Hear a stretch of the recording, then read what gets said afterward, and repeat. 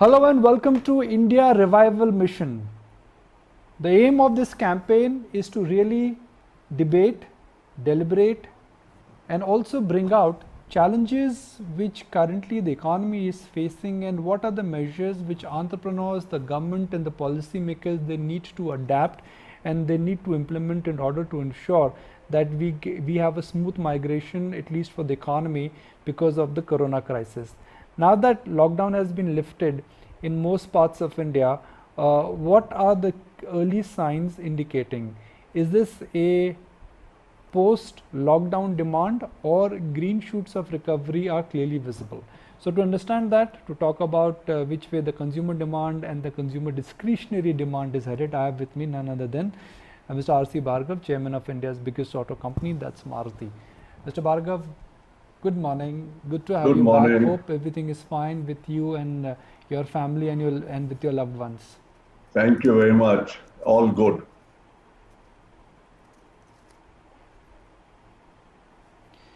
Mr. Bhargava,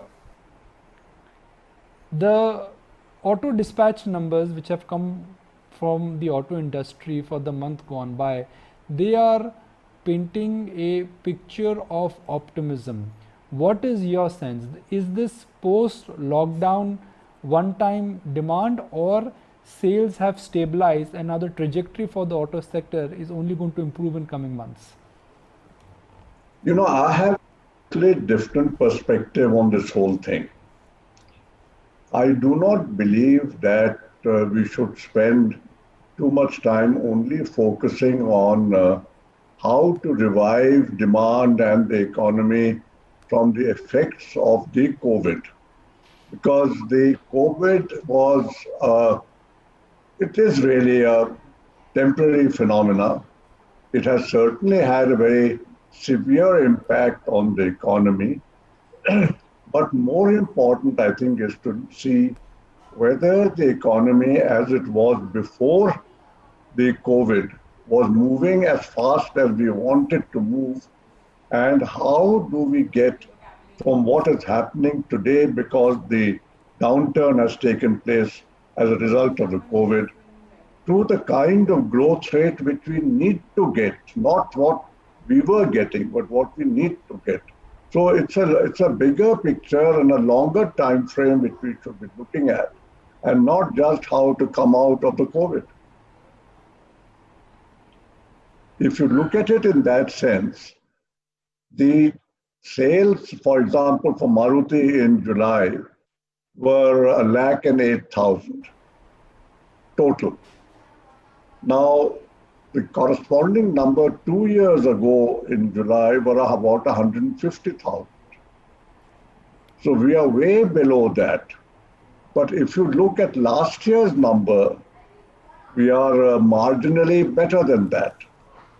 So it depends on what perspective you have on how you look at what's happening and what you want to do. And I think that's important to get that clear in our minds as to what are we looking at and what are we trying to do.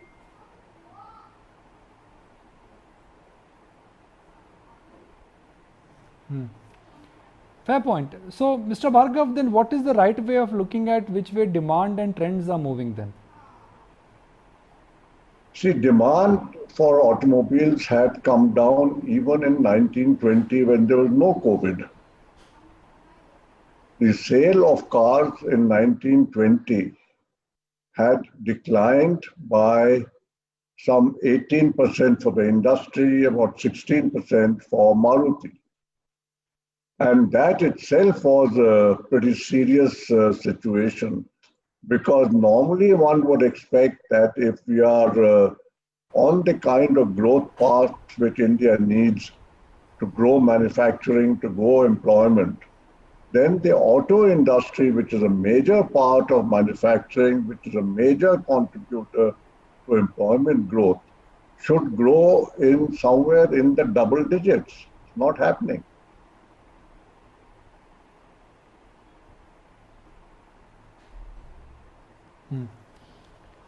Mr. Bhargav, how exactly to your mind, when you see these economic challenges, the preference in consumer demand changes? Do they downtrade a lot, or do you think the demand destruction is pretty much across the board? See, again, it depends at what level you're comparing the demand. If you look at the urban-rural demand, the rural demand has come up faster than the urban demand.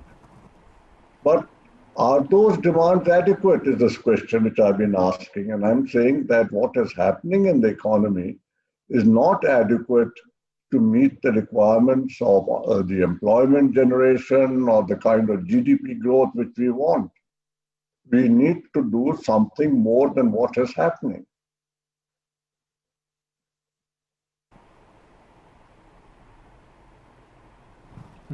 Okay. Mr. Bhargava, I'd like to draw your attention to the Indian manufacturing sector, and now there seems to... Yes, please, Mr. Bhargava. Yeah, no, I was going to say, if you look at manufacturing growth over the last so many years, you go back 5 years, 10 years, 15 years, we have never reached consistent growth of manufacturing even in 10%. And we need a higher rate of growth of manufacturing because the Prime Minister's target is 25% of the GDP should come from manufacturing.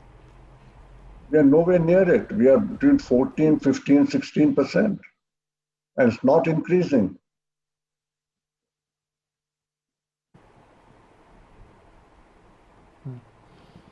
Now, for the manufacturing sector, Mr. Bhargava, there are three challenges: labor, cost of capital, and availability of land. Now, labor is a state subject, but do you think on the other aspect, which is cost of capital, now that interest rates have come down, taxes have come down, do you think that challenge is getting addressed? You know, cost of capital is only one factor. I've been stressing quite some time that what we need to look at is the total competitiveness of our manufacturing. And by competitiveness, I mean that are we producing at as low a cost as we should and we can? Are we producing at costs which are comparable with the best in the world? And if that is so, then why is the demand not going up? Is it because some other costs are being added before the consumer is able to buy a car, which makes the product too high priced, the price elasticity of demand comes into play, and the demand does not rise as fast as it should? My view is that in India, our costs of production could be much lower.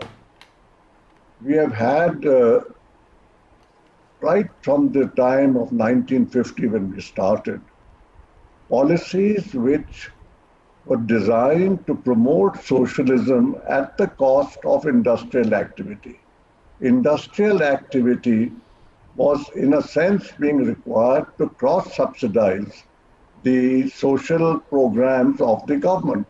For example, the cost of inputs to manufacturing.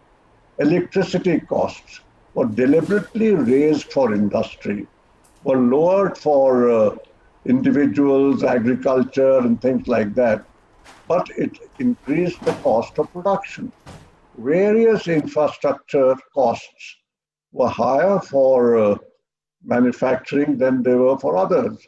Gas supply to manufacturing or power generation was lower.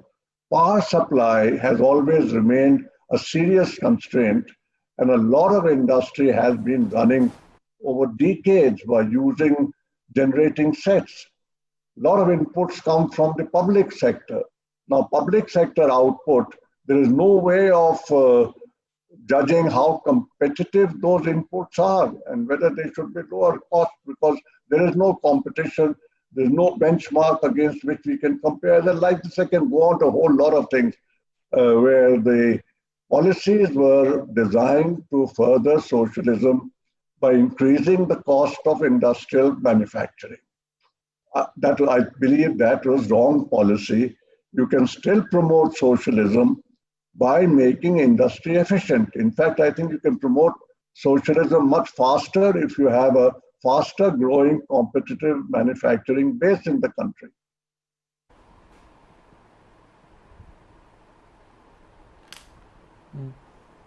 I'll ask you a very basic question, Mr. Bhargava. I had the pleasure of visiting some car factories in Europe, and I was surprised to see how automated those factories have become. Is there where Maruti is also headed in terms of adaptation of AI, robotics and automation and less dependence on labor?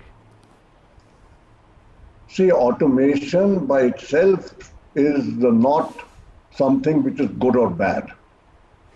What is required, again, as I said, is to see what will make you most competitive.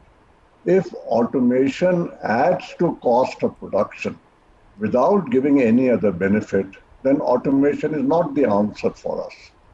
But if there are some areas of manufacturing where quality is critical, or where working is very difficult for a manual working and for a worker, in those areas, automation would be very useful because it would prevent human errors, it would make life easier for the worker, and it would increase your competitiveness. So each manufacturer has to see, in terms of his quality, in terms of his cost, what is the most appropriate manufacturing system, how much automation, low cost automation, what should he adopt? It shouldn't be something dictated from outside. It should be the decision of the company itself as to what is the optimum way for it to manufacture.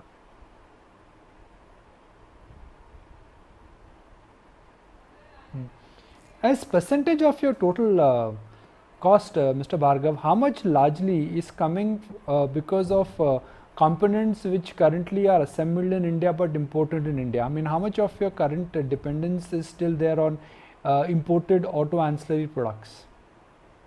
See, what Maruti imports directly is not more than about 3 or 4% of the value of the car. The vendors are importing. For the last 7-8 years, we have been carrying out a very aggressive program of forcing or incentivizing vendors to localize a lot of the inner components which they have to import. They import it generally because these are not available in India. They're not available of the right quality in India. Technology for them does not exist in India, and therefore they have to import. We have been doing that, and that has led to a significant reduction in imports. I think at the moment the total vendor imports, excluding the semiconductor areas, is probably around 14 or 15%. And we expect that to come down to 11% in the next 3 years.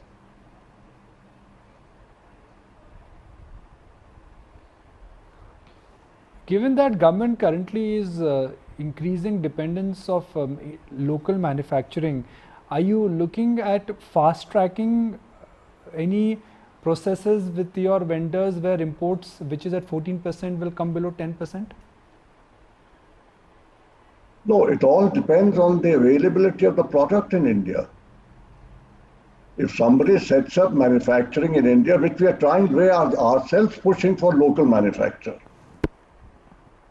But if somebody doesn't have the technology here or doesn't set up the manufacturing plant, how do you get it in India?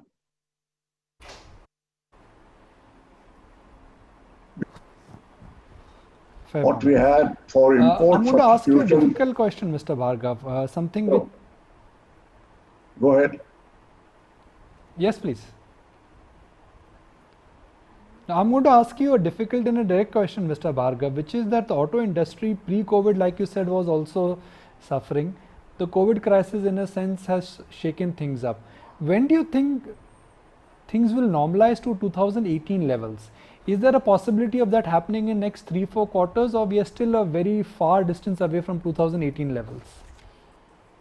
See, I am not an expert on the COVID, but what I do see and what I read about it from the rest of what's happening in the rest of the world, that the major requirement for getting back to normal working, and I mean normal working like it was pre-COVID, is for there to be effective vaccines available and a widespread vaccination program, once that happens, then I think life will get back to what it used to be pre-COVID.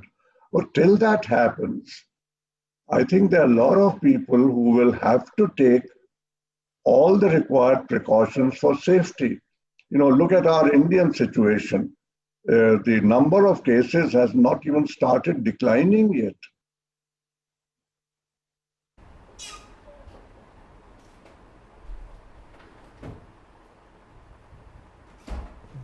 Right. Mr. Bhargav, last time when we spoke, you alluded to the trends which are coming from China, where the COVID virus has settled, and you said that you were pleasantly surprised with the demand of cars coming back in China. So what's happened there in terms of a consumer trend, do you think could also happen in India? It could happen if the COVID is completely controlled like they have in various parts. At least one doesn't know exactly what has happened in China, by the way. But assuming that what we hear that in many places it has virtually disappeared, if that happens even without the vaccine, then wonderful. I think we'll get back to normalcy very fast.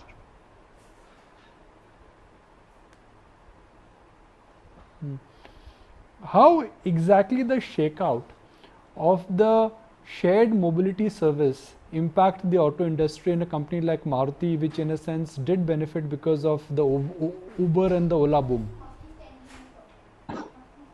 I have always been of the view that this shared mobility, Ubers and Olas and things like this, is actually going to be good for the car industry. Now, the COVID virus has put a temporary setback to this because till this virus issue is satisfactorily resolved, people are not going to be comfortable sharing transport with anybody. But as I said, this is at best a temporary thing, maybe another year at best, and we will get back to the normal situation. And in a normal situation, once the virus part is over, the people lose the danger of getting infected. I think shared mobility will come back. Shared mobility is economically more advantageous to the consumer, and especially the startup consumer, the lower end of the consumers, and people can start using four-wheelers without having the resources to buy one. So I think the more motorization will happen, which is good for the industry.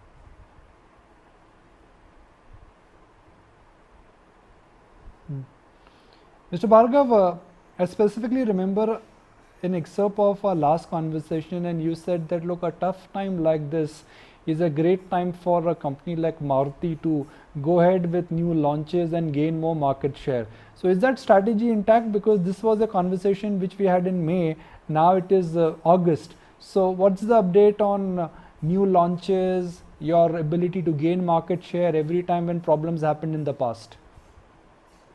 Well, I don't know, but the normal program of launching new models is being done by Maruti, is being done by other car manufacturers, because model development starts at least 3 years before the model is ready to be launched.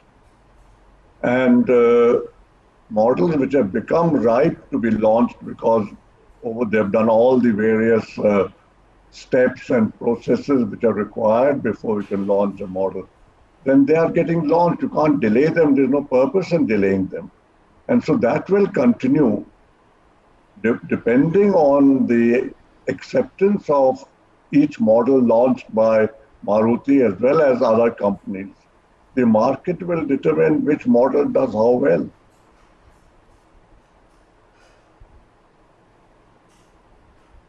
Fair point, Mr. Bhargav. Low interest rate and low fuel prices, how large do you think they are likely to impact and affect consumer demand? And do you think low interest rates will have a very huge role to play in the revival of car sales and car demand? Sorry, I didn't quite get that. consumer demand coming from? No, low interest rates, Mr. Bhargav. Now that interest rates have demand coming from low interest rates. Is there a trend which can be decisively concluded now that interest rates have come down, transmission has happened? Do you think affordability is going to be a big differentiating factor for demand to come back? No, the demand coming back during these days of when we are still struggling to control the COVID is again a short-term issue. And what will happen in this period is not necessarily what is going to happen in the longer term. The trend even before the COVID started was that the markets in the smaller towns, the rural areas, was growing faster than the market in the urban areas. That was the trend before. That trend is still continuing and will continue, I think, when you look at the future, forgetting the COVID impact. And that is one aspect of demand.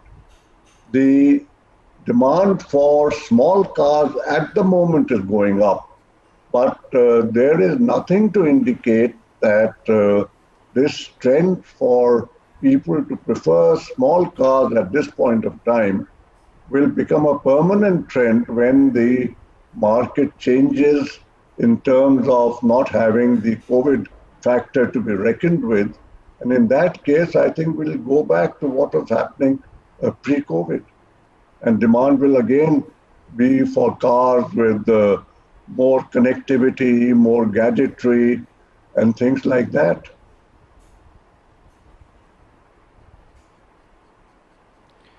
Mr. Bhargav, as a proud and a very happy customer of Maruti, I've always admired the way Maruti has innovated. Getting the first small air-conditioned car, getting the first small car with a power window, getting the first small car with a automatic assembly transmission. What is the next big innovation we should expect from Maruti in the small car space? Very difficult to comment on that because nobody in any case gives out their future plans. So there you have to wait and see, and it's always good to have a little bit of suspense in these matters.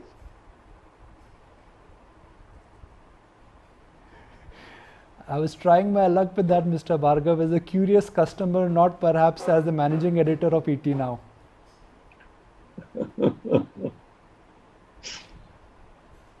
But, if you have to compete, you have to keep making changes which will fit the customer perceptions of what he would like in the future.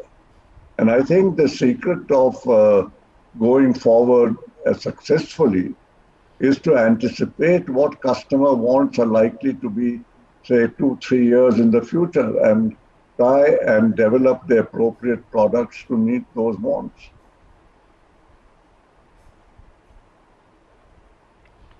So if I may ask you a question on what do you think the auto customer wants now? Do they want a small car? Do they want a compact car? Do they want a high-tech car? What is your understanding of where the customer preference is going to move now? As I said, the COVID situation has changed people's perceptions for a short period. And I think at this time, it is smaller cars, the lower cost cars. But I don't think this is going to be a permanent change. I think we'll go back to what we were having in 1819 and to an extent in 1920. A lot of things for the customer are going to be also determined by the new regulations because you have BS6, both in terms of emission and safety standards. You're getting new norms coming up in terms of the CAFE norms and things. So diesel pricing, petrol pricing seems to have undergone a change in terms of the policies of the government and the oil companies. So these changes will also have some impact on the demand pattern of people. And one has to let us see how it happens in the future.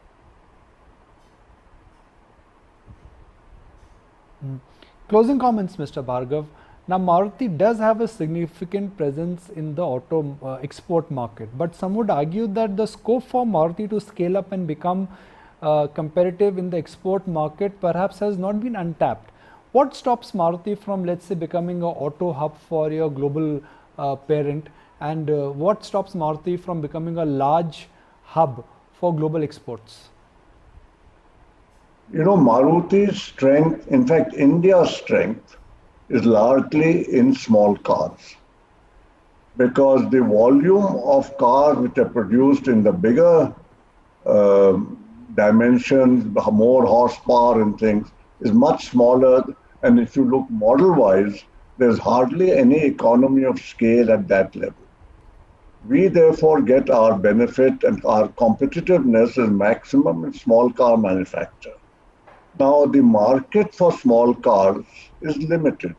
It's not as if Europe will suddenly shift all its demand to small cars. It isn't. There is a small market, but not a big market. The market for smaller cars is more in developing in the Middle East, developing in Africa, in parts of South America, and in Eastern Europe. These are places for small cars. Even Japan uses small cars. And I think that's the area of our strength. The growth of export from India, and at least growth of export from Maruti, will largely be in the small car segment. And I think that will grow as markets grow. Africa is a very promising market for the future. I hope that development in Africa will speed up, because if economic development increases in Africa, I think Africa will become a very good market for the export of small cars.